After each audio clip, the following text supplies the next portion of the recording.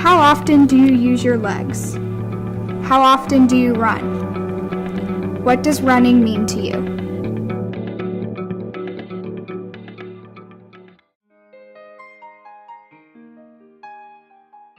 Terry Fox, born in Manitoba, Canada, was an athlete all throughout his life. As a child, he played soccer, rugby, and baseball, but was devoted to basketball.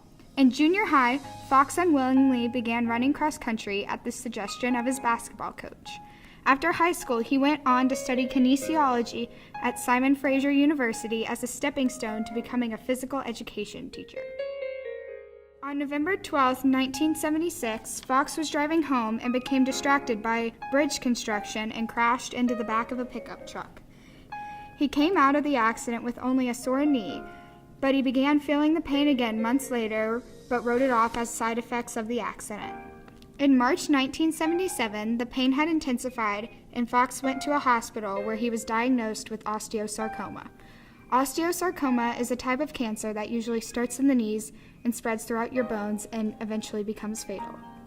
He was told he had a 50% chance of survival with amputation and chemotherapy.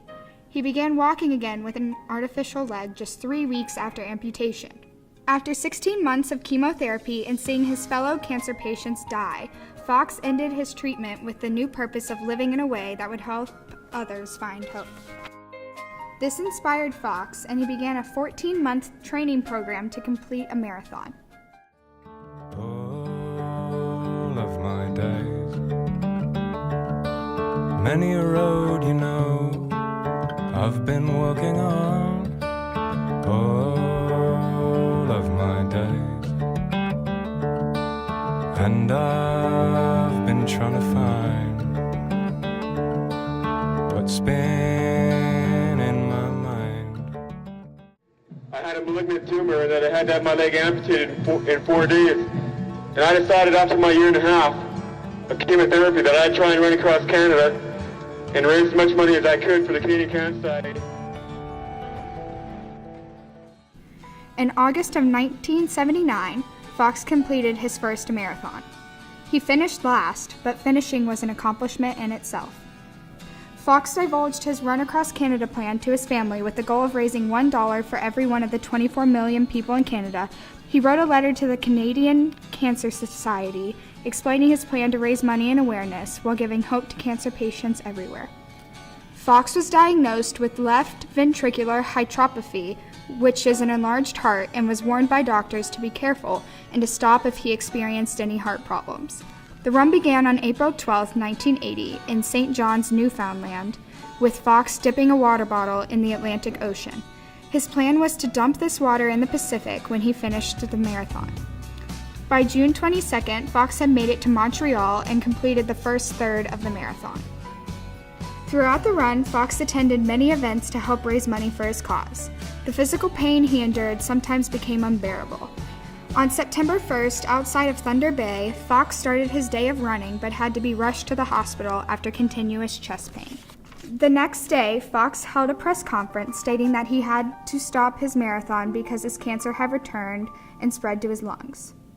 After 143 days, 3,339 miles, and $1.7 million, the marathon had ended.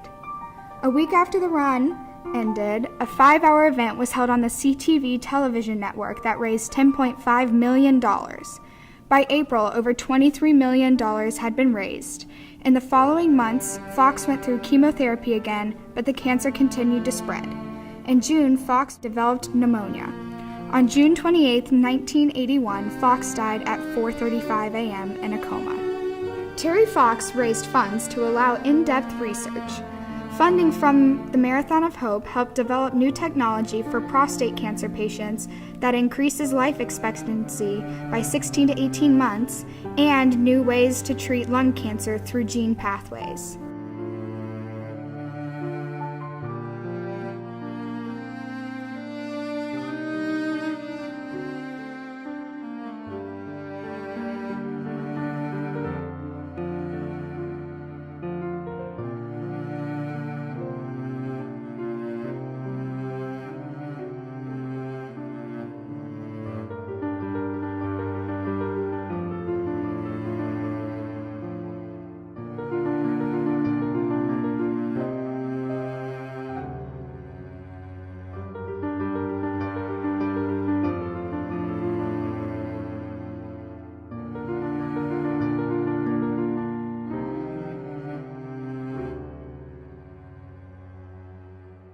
Fox ran to help those who suffer with osteosarcoma cancer.